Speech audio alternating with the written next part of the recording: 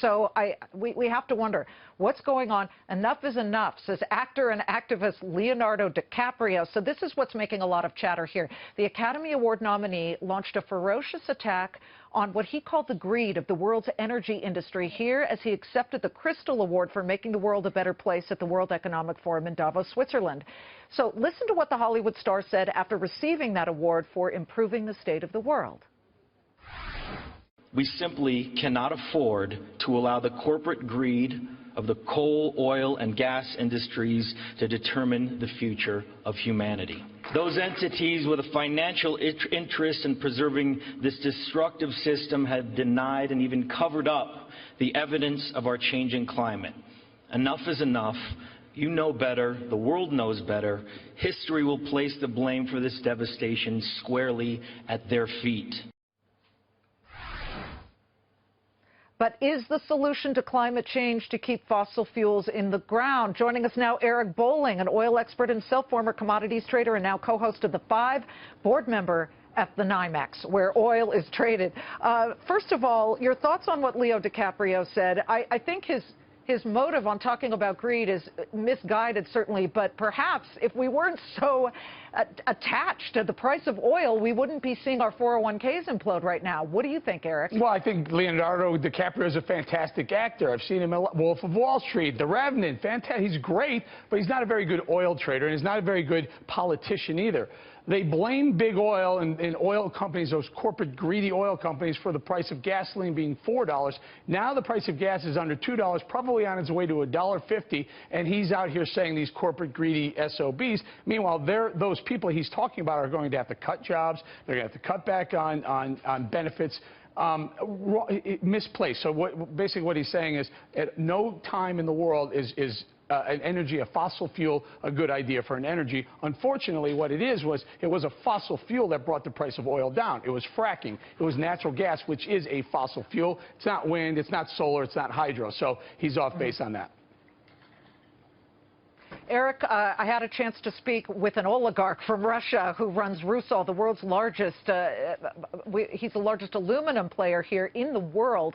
His name is Oleg Deripaska, and I said to him, you know, what did you make of the Paris climate change conferences? I need you to hear what he said about that and about why he feels the only way to help climate change is not doing what Leo DiCaprio has said, but more simply putting a price on it by doing a carbon tax. Here's Oleg Deripaska. It doesn't matter. We need to start. If people not pay, they tend to pollute. And to be honest, it's not fair. If you had to grade the outcome of the Paris climate talks, A, B, C? There's not much outcome, to be honest. Yes, countries present their idea how they will cut. There is no mechanism of control. It's not binding. And in essence, there is no incentive. Yeah, he didn't think the Paris climate talks really did much at all, Eric. He said, not much change. Yeah, because he wanted it to go even further. He's looking for a carbon tax, a global carbon tax, which I think is a horrible idea. Right. Far worse than having a meeting in Paris saying, hey, everyone should meet these certain carbon standards going forward. There was a suggested level of carbon emissions that we're saying across the globe. Think about what he's suggesting. He's suggesting that people pay, producers of carbon pay for the tax. They pay a tax or they buy carbon credits to pay for what they're polluting. There are companies and countries around the world, full countries that won't participate. Remember, pollution is fungible. So if you pollute in certain parts of China and you're not paying your carbon tax, that pollution eventually comes over here. I mean, it's a terrible idea.